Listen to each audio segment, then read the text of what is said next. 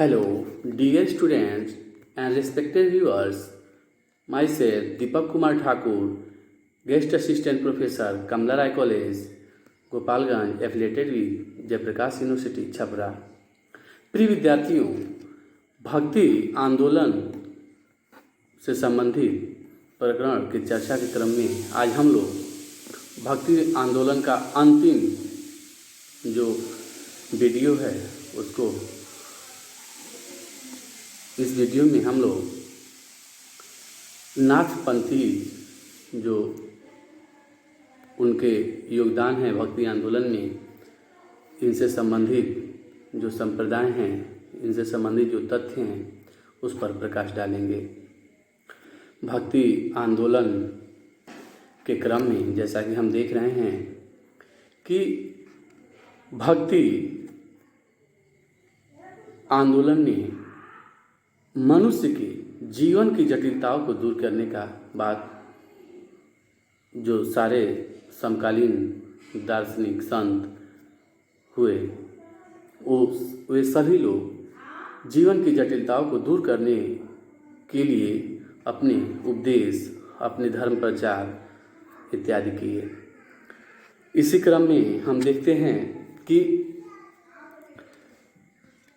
नाथ जो संप्रदाय है इसका भी उद्भव होता है और इस संप्रदाय के जो साधु संत हैं इन लोगों ने भी भक्ति आंदोलन की जो परंपरा है उसको और समृद्ध बनाया। क्षेत्रीय साहित्य, भाषा इत्यादि में भी विकास हुआ। और हम देखते हैं कि नाथ संप्रदाय की उत्पत्ति, इसके जो क्रियाविधि है, इन सब में विद्वानों में एक मत नहीं है और उत्पत्ति से संबंधित बहुत सारी जो किंवदंतियां हैं वो भी जुड़ी हुई हैं। फिर भी जो उपलब्ध साहित्य है उसके आधार पे हम लोग चर्चा करेंगे। नाथ जो शब्द है उसका अर्थ स्वामी होता है। इस संप्रदाय की उत्पत्ति से संबंधित बहुत सारे कथा कहानियाँ और पुराणों में भी जो जैसे पद्म, स्कंद, शिव, ब्राह्मण इत्यादि पुराणों में, बृहदारण्यक उपनिषद इत्यादि में जो आयुर्वेद के ग्रंथ हैं उसमें, या जो तिब्बती परंपरा के ग्रंथ हैं, जो तांत्रिक जो संप्रदाय के चाहे सहजयान हो या वज्रयान हो, जो बौद्ध परंपरा से संबंधित ग्रंथ हैं, उन सभी से इसके संबंध में सूचना मिलती है। जो हम लोगों को नाथ संप्रदाय की उत्पत्ति को अगर हम समझने का प्रयास करें तो यह सिद्ध परंपरा का ही एक विकासवादी रूप हमें देखने को मिलता है। क्योंकि जो पुरानी कुछ इसकी प्रतिमाएं हैं वो कोकड़ से मिली हैं। कोकड़ क्षेत्र में जो विजयनगर के साम्राज्य द्वारा कलाकृतियों में इन लोग इसे हम देखते हैं। कोकड़ क्षेत्र में एक चीनी यात्री जो माहुआन हुआ, उसने भी जो पश्चिमी तट का भ्रमण किया था भारत के, उस तट पे इस नाथ संप्रदाय के योगी इत्यादि उनके परंपराओं को देखा था। और एक नवनाथों की परंपरा को हम देखते हैं तेलुगु ग्रंथ नवनाथ चरित्र में। तो इस प्रकार हम देखते हैं कि ये पुराणों में, उपनिषदों में, बृहदारण्यक उपनिषद में इत्यादि में और तिब्बती परंपराओं में इस परंपरा का वर्णन हमें देखने को मिलता है। हम एक और अगर तथ्य देखें तो इस संप्रदाय में जो योगी हुए उन्हें अवधूत, कौल, सन्यासी, योगी, उपाध्याय, अवधूत। उपाध्याय पश्चिमी उत्तर प्रदेश में इन लोगों का जो नाम है देखने को मिलता है, इत्यादि नामों की चर्चा हम देखते हैं। जो नाथ संप्रदाय में जो साहित्य हमें उपलब्ध है उसमें 9 नाथों, हालांकि 84 सिद्धों इत्यादि का बात हमें देखने को मिलता है, लेकिन जो 9 नाथ हैं उन 9 नाथों में भी नामों में बहुत सारा अंतर देखने को मिलता है। उसमें हम देखते हैं कि 9 नाथों में कहीं कहीं मत्स्येंद्र का नाम इसमें जोड़ता है, कहीं कहीं नहीं जोड़ता है। तो अगर हम सबको इंक्लूड करके कुछ नाथों का नाम लें तो हम ले सकते हैं कि मत्स्येंद्र नाथ, गोरक्षनाथ या गोरखनाथ, जालंधर नाथ, कानिफ नाथ या कर्णीनाथ, चौरंगी नाथ, चरपटी नाथ, भर्तृ हरिनाथ, गोपीचंद्र नाथ, रत्ननाथ, धर्मनाथ, रेवणनाथ, नागनाथ, गहिनीनाथ इत्यादि नामों का हमें मिलता है। लेकिन मत्स्येंद्रनाथ और गोरखनाथ ही महत्वपूर्ण इस संप्रदाय में हमें देखने को मिलता है, क्योंकि मत्स्येंद्रनाथ जिनका जो रचना है वह है कौल ज्ञान निर्णय, जिसे हम देखते हैं कि कलकत्ता के प्रबोध चंद्र बागची ने 1934 ईस्वी में संकलित करके इसको प्रकाशित कराया था। ये 8वीं या 9वीं शताब्दी संभवतः, हालांकि इतिहासकारों या जो साहित्यकार हैं उनके मतभेद है कि मत्स्येंद्रनाथ या मच्छेंद्रनाथ या मच्छिंद्रनाथ का कार्य समय क्या है, तो वो 8वीं 9वीं या 10वीं शताब्दी में कहीं ठहरता है। और इनकी जो देन है भक्ति आंदोलन की, वह है कि योग सिद्ध तंत्र परंपरा और अपरंपरागत जो यौगिक क्रियाएं हैं उसको ये किया करते थे। इससे जनमानस में इनकी प्रसिद्धि हुई। जो सबसे प्रसिद्ध नाथ हुए गोरखनाथ या गोरक्षनाथ, ये इस जो नाथ संप्रदाय है इसमें जो बहुत सारे बिखराव थे, भटकाव थे, उस सबको जोड़ के एक साहित्य, एक रचना तैयार की और इसको एक दशा दिशा दिया और मठवादी नाथ संप्रदाय का प्रचलन कराया, जो अभी हमें गोरखपुर में गोरक्षनाथ पीठ के रूप में दिखता है। और इनके बारे में कहा जाता है कि इनका जो विस्तार था बल्ख, बदख्शा, कंधार, बलूचिस्तान, मक्का, मदीना, तिब्बत, सिक्किम, भूटान, चीन इत्यादि क्षेत्रों और पूरे भारत के क्षेत्र उसमें, जिसमें हम देखते हैं कि दक्षिण भारत में थोड़ा कम प्रचार था, उत्तर और उत्तर पश्चिम में थोड़ा कम प्रचार था। लेकिन विभिन्न नामों, विभिन्न संप्रदाय से जो योगी, अवधूत उपाध्याय इत्यादि जो इन लोगों का नाम है, इन नामों से पूरे देश में देखने को मिलते हैं। तो दो जो मत्स्येंद्रनाथ और गोरखनाथ ही महत्वपूर्ण है। गोरखनाथ को मूल इस नाथ संप्रदाय का प्रवर्तक माना जाता है। इनकी जो रचनाएं हैं उसका प्रकाशन डॉक्टर बर्थवाल ने किया है और उसको संभवतः 40 रचनाओं के बारे में वो बात करते हैं, जिसमें 13-14 से अधिक पुरानी मानी जाती हैं। और इसका जो संकलन और प्रकाशन इन्होंने कराया, जिसमें शब्दी, पद, शिष्य दर्शन, नरवय बोध, आत्मबोध इत्यादि का नाम लिया जा सकता है। फिर हम अगर देखते हैं कि नाथ जो मत हैं, परंपरा हैं, ये कितने थे, तो बहुत सारे हैं। जो प्रारंभिक 12 जो मिले थे उसके बारे में हम अगर उसका उल्लेख करें तो सत्यनाथ पंथ, धर्मनाथ पंथ, राम पंथ, श्रवरी पंथ, कंथड़ पंथ, वैराग्य पंथ, आई पंथ, पागल पंथ, ध्वज पंथ, गंगा पंथ, माननाथ पंथ, कपिलानी पंथ इत्यादि की हम बात कर सकते हैं। हालांकि बाद में और बहुत सारे इसमें पंथ जो थे प्रचलित हुए, शुरू हुए और उनका प्रचार प्रसार हुआ। तो इस प्रकार 9 नाथ के अलावा और 84 नाथों की भी कल्पना इसमें हमें देखने को मिलती है। फिर भी और बहुत सारे संप्रदाय, मत, पंथ इसमें प्रचलित थे। और अगर हम देखें तो ये जो पंथ हैं, जो नाथ संप्रदाय है, कोई अलग नहीं था। ये शैव, वैष्णव या वज्रयान, सहजयान जो बौद्ध धर्म का था, स्मार्त जो हमारा संप्रदाय है जो हिंदू धर्म परंपरा से है, जैन परंपरा के कुछ मतों को लेके, योग विद्या के कुछ पद्धतियों को लेके ये शैव संप्रदाय खड़ा हुआ था। और इसके जो कार्य पद्धति या संन्यास, दीक्षा या जन सामान्य में प्रचार प्रसार इत्यादि की भावना थी, इन सभी अपने हिंदू जो प्राचीन धर्म परंपरा है, सनातन परंपरा है, उनमें जो मत पंथ थे उसे सारे से ही प्रभावित था।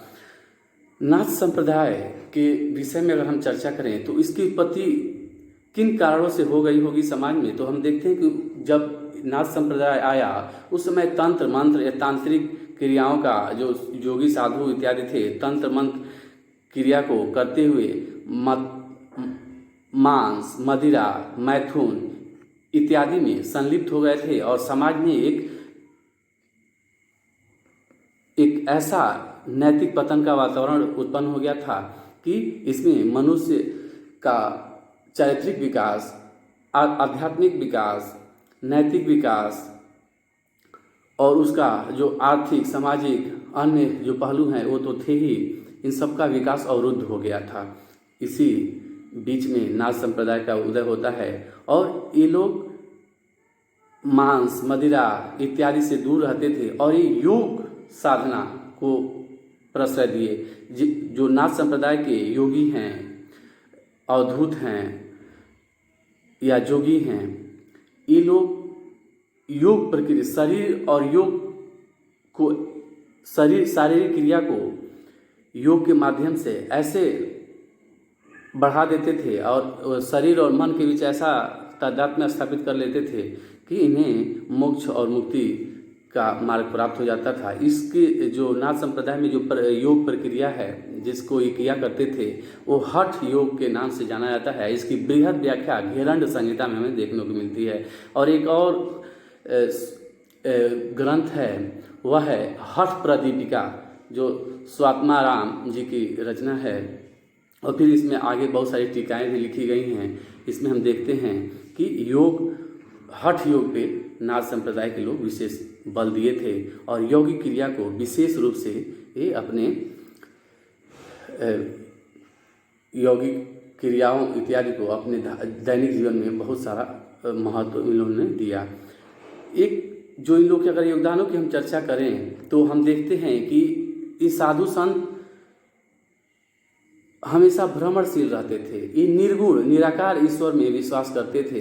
हालांकि तीर्थ यात्रा, देश आटन इत्यादि करते थे और ये हिंदू धर्म के मूर्ति पूजा इत्यादि का विरोध तो नहीं करते थे, लेकिन ये निर्गुण निराकार ब्रह्म की और आदि इनके जो आदि गुरु थे शिव थे। इस शिव को भी अपने नाथ परंपरा में ही अपना एक नाथ मान लिए थे। एक आदि गुरु इनको शिव को ही ये लोग ठहरा देते थे, लेकिन शिव के निर्गुण निराकार रूप की ये लोग उपासना करते थे।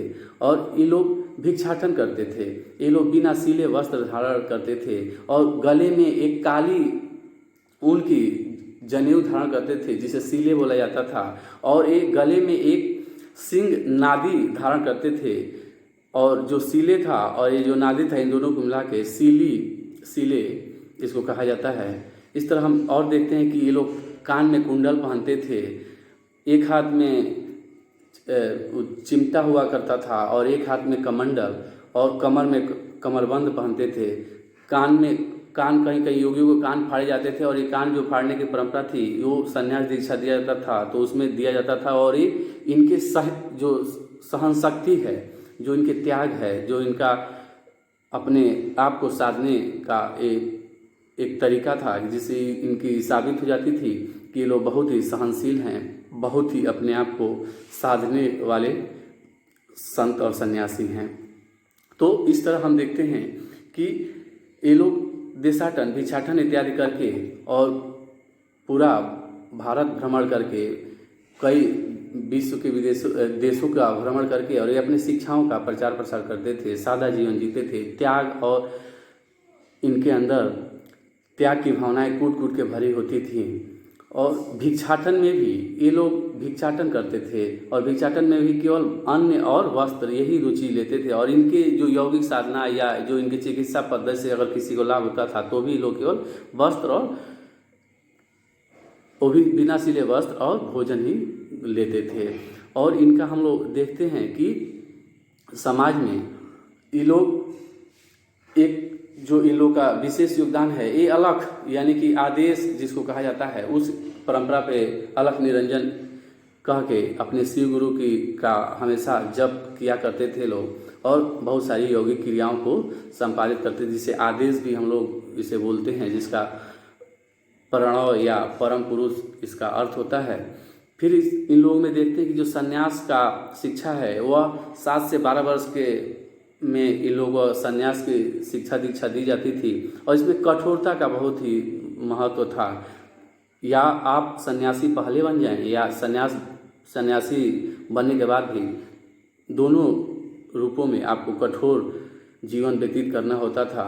और इसी से ये गृहस्थ जो सन्यासी थे उनसे अलग होते थे। ये लोग कानों में कुंडल इत्यादि पहने रहते थे और कठिन तपस्या करते थे, हठ योग किया करते थे और इनके यौगिक क्रियाओं के कारण ही समाज में इनका महत्वपूर्ण स्थान था। ये लोग जाति पाति इत्यादि को नहीं देखते थे, सभी लोग इस धर्म में समाहित हो सकते थे और प्रभु की भक्ति बिना किसी चारित्रिक दुर्बलता के, बिना किसी मानसिक दुर्बलता के और यौगिक क्रियाओं के मजबूती को स्थापित करते हुए कर सकते थे और अपने आराध्य की निर्गुण निराकार ब्रह्म शिव की उपासना, पूजा अर्चना, उसका नाम जपना इत्यादि इन लोगों का